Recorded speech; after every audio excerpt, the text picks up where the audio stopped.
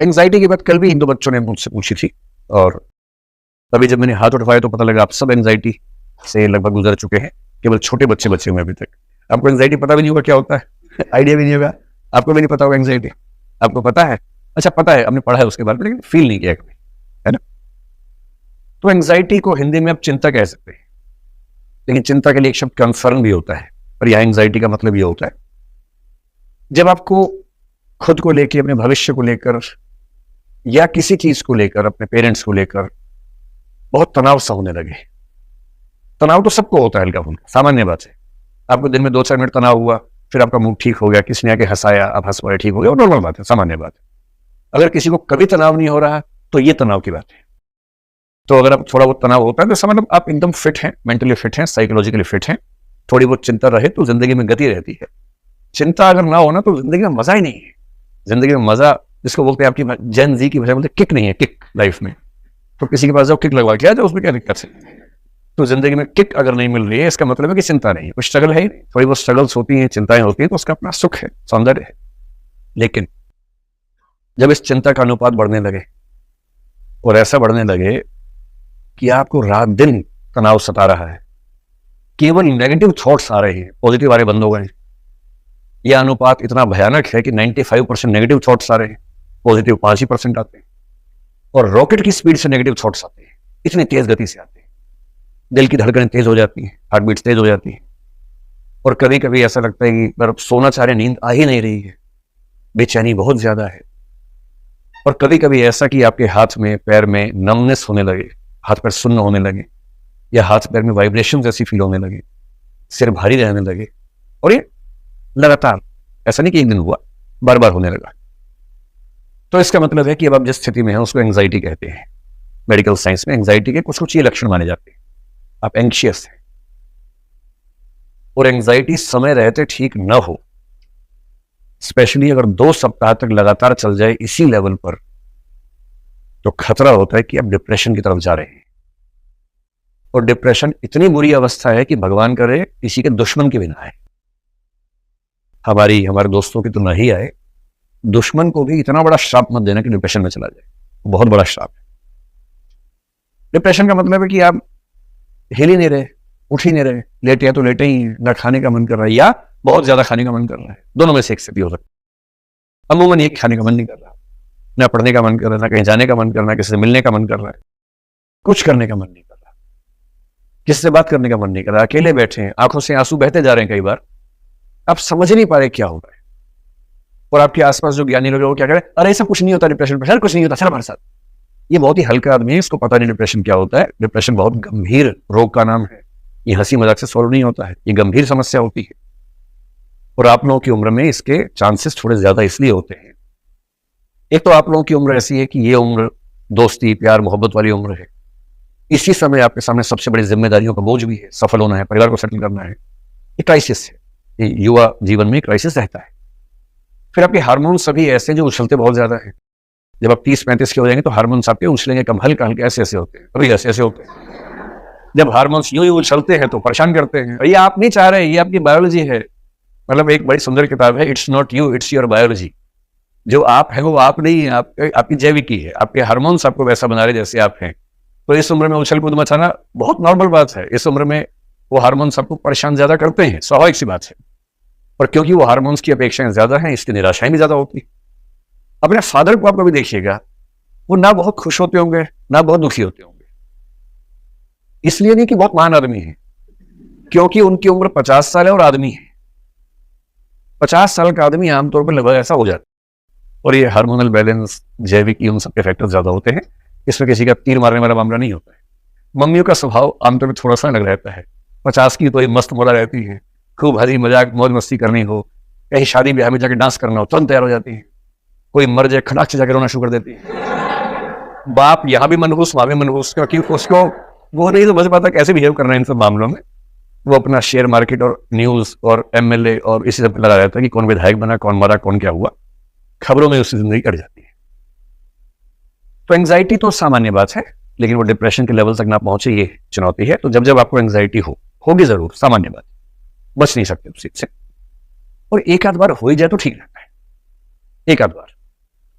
मुझे खुद हुई थी एक बार और 1.5 साल तक रही, दवाइयां खानी पड़ी, उसके लिए गंभीर समस्या हो गई थी। फिर ठीक हो गया, मुझे कारण पता था, वो कारण जैसे दूर किया तो 5-7 दिन में दवाई छूट गई, उसके बाद से मैं एकदम मस्त हूं। उसका फायदा बड़ा हुआ। 1.5 साल तक दवाइयां खा के एंग्जाइटी से निकलने में बड़ी दुविधा तो थी, और उसका फायदा यह हुआ कि उसके बाद से कुछ भी हो जाए मुझे एंग्जाइटी होती नहीं। कहते हैं ना, बिना मरे स्वर्ग नहीं मिलता है। एक बार निकल लो तो ठीक रहता है।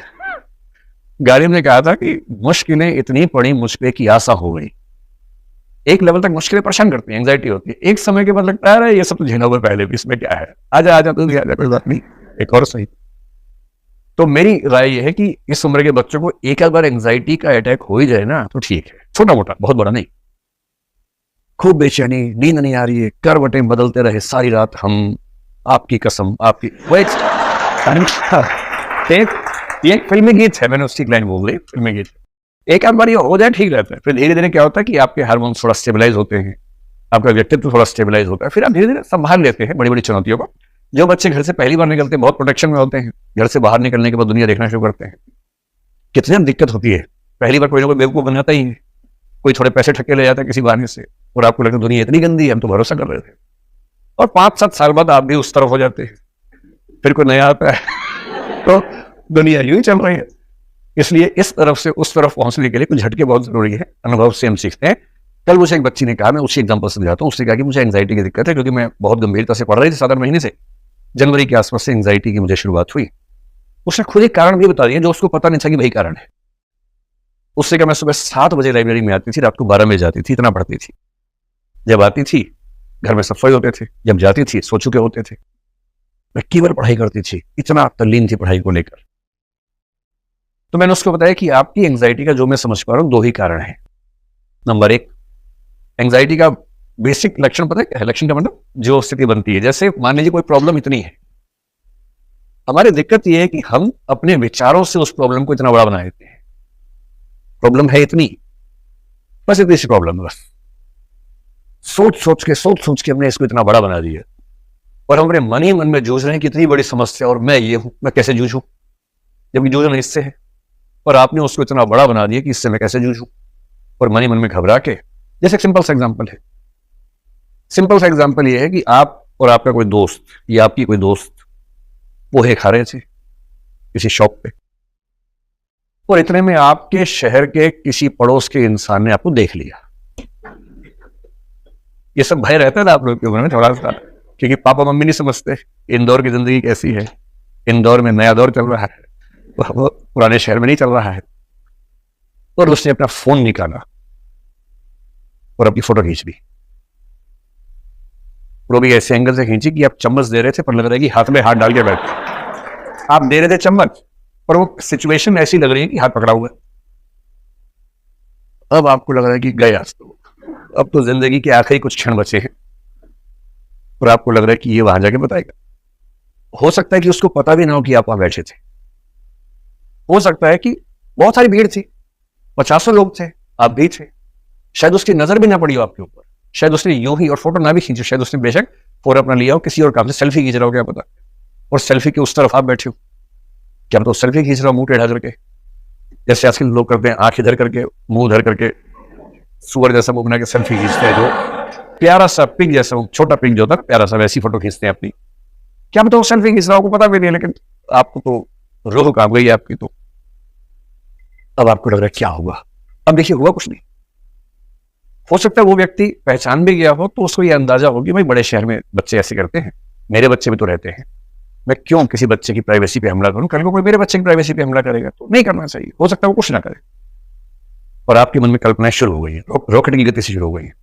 अब ये फोटो मेरी मम्मी को भेजेगा, पापा को भेजेगा, पापा देखेंगे, दिल का दौरा पड़ जाएगा पापा को, अटैक, ओह, फिर ताऊजी देखेंगे, फिर मोहल्ले में फैल जाएगी फोटो, फिर अखबार में कल छपेगा, फिर यूट्यूब पे वीडियो बन जाएंगे, भाई अब मैं क्या करूं, मैं तो बदनाम हो गया, या हो गई, ये हो गया, वो हो गया, अब मैं क्या करूं, और एंजाइटी शुरू, तनाव शुरू। अब आपका दोस्त कह रहे चलो चलें, आप ऐसे कर रहे हैं, कुछ समझ ही नहीं आ रहा आपको, और अगले 2-3 दिन तक आप एंजाइटी से भरे हैं, कुछ हुआ ही नहीं।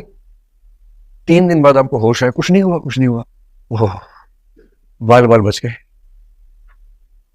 दिक्कत जो थी उसको इतने गुना आपने मन में बढ़ा लिया कि आप उसी से जूझ रहे हैं।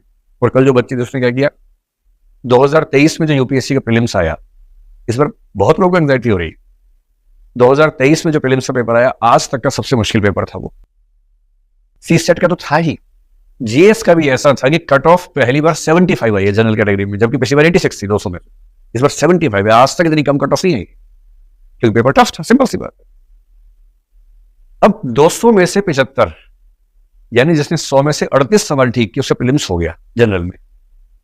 एससी एसटी में और नीचे है, ओबीसी का ऑलमोस्ट इक्वल है, एससी एसटी डब्ल्यूएस का और नीचे है, काफी नीचे तक भी गया है।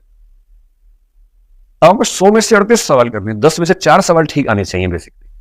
लेकिन आप जब पढ़ रहे हैं फिर क्वेश्चन सॉल्व कर रहे हैं पिछले साल के, जैसे 10 में से 4 हो रहे हैं आपको चिंता कि 6 नहीं हो रहे हैं। बस आपको ये नहीं पता कि 4 होने पर प्रीलिम्स हो जाता है, पर आपने चिंता इतनी बढ़ा ली कि अरे टॉपिक पढ़ लिया फिर भी नहीं हो रहे। आप समझ ही नहीं रहे कि यूपीएससी का तरीका क्या है सवाल पूछने का। तो एंजाइटी का सिंपल कारण पहला होता है कि जो समस्या है उसको बहुत बढ़ा चढ़ा के अपने मन में बैठा लेते हैं, उससे जूझते रहना। और दूसरी और सबसे खास वजह यह है किसी ऐसे व्यक्ति का आसपास न होना जिससे बात करके एंजाइटी कम हो जाए या ठीक हो जाए। वो आसपास आमतौर पर दोस्त होते हैं, दोस्त से अच्छा कोई साथी इस मामले में नहीं होता है। पेरेंट्स तो एंजाइटी कई बार दे रहे होते हैं, तो उनसे अब कैसे एंजाइटी खत्म करेंगे। किसी किसी को अच्छे ऐसे पेरेंट्स मिलते हैं, स्पेशली ऐसी मम्मियां मिल जाती हैं जो एंजाइटी खत्म कर देती है। पर कई घरों में क्या होता है, आप लोगों की उम्र में पेरेंट्स एंजाइटी का सोर्स हैं, तो आप उनसे कैसे डिस्कस करेंगे। वो तो जैसे उनसे बात करेंगे, पापा एग्जाम पास है, घबराहट हो रही है, पापा बोलेंगे 2 साल से पाल रहा हूं तुझे, इतने में बैल पाला होता ना अब तक ठीक ठाक मिल जाता। अब आप सोच रहे हैं कि अरे यार किसको मैं बता रहा हूँ एंजाइटी हो रही है, जिसको एंजाइटी का मतलब नहीं पता वो आपको लगता है ये तो ठीक सोर्स नहीं है, ये तो और बढ़ा दी एंजाइटी, 1.5 गुना करके भेजी है। तो अगर आपके पास 2-4 बढ़िया दोस्त हैं, एक या 2 भी अच्छे दोस्त हैं, प्रतिस्पर्धा दोस्तों में होती है, पर इतनी ना हो कि दोस्ती पीछे चली जाए, प्रतिस्पर्धा केंद्र में आ जाए कि एक ही रूम में नोट छुप छुप के बनाने पड़ते हैं। ये नौबत ना आ जाए।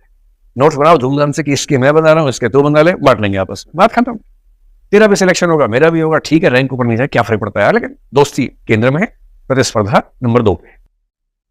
अगर ऐसे 2-3 दोस्त हो ना, दिन में आधा घंटा 1 घंटा गप मारिए, शुद्ध गप मारिए, कोई पढ़ाई की बात, प्योर गप एकदम, उसे पढ़ाई का जरा शौक भी नहीं लगाना है, एकदम गप मारनी है।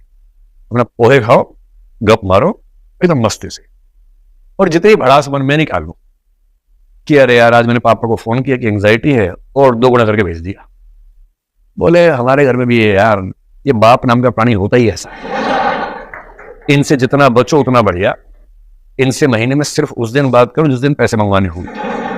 ये बाप नहीं, ये एटीएम होता है। पासवर्ड आपको पता है, पासवर्ड क्या है, पापा बहुत घबराहट हो रही है, पैसे आ जाते हैं। इससे ज्यादा ना वो दे पाएगा, ना उससे उम्मीद करो, और कुछ और मांगोगे तो धमकी आएगी, चेतावनी आएगी, छोड़ो। वो ठीक भी है, आमतौर पर पिता लोग बच्चे को थोड़ा तनाव में रखते हैं ताकि बच्चा ढीला ना पड़ जाए। मम्मी अनकंडीशनल प्यार करती हैं ताकि बच्चा घबरा ना जाए। तो बाप और माँ ने बांट रखा है अपना काम। बायोलॉजी ने बांट रखा है कि मम्मी प्रायः अनकंडीशनल लव बच्चों से करती हैं, बच्चों से, पति से नहीं, सिर्फ बच्चों से अनकंडीशनल लव करती है। और बाप जो होता है वो कंडीशनल लव करता है कि बेटा प्रीलिम्स निकाल लो, साइकिल दिलवा दूंगा, मेंस निकाल लो, बाइक दिलवा दूंगा, फाइनल कर लो, कार दिलवा दूंगा। और बेटा अगर नहीं हुआ तो, प्रीलिम्स नहीं हुआ तो साइकिल नहीं रिक्शा, मेंस नहीं हुआ तो बाइक नहीं ऑटो, और इंटरव्यू नहीं हुआ तो कार नहीं टैक्सी। दिलवाऊंगा तब भी, लेकिन तब सीधे सीधे स्टार्टअप तुम्हारा शुरू करवाएंगे, रिक्शा का स्टार्टअप।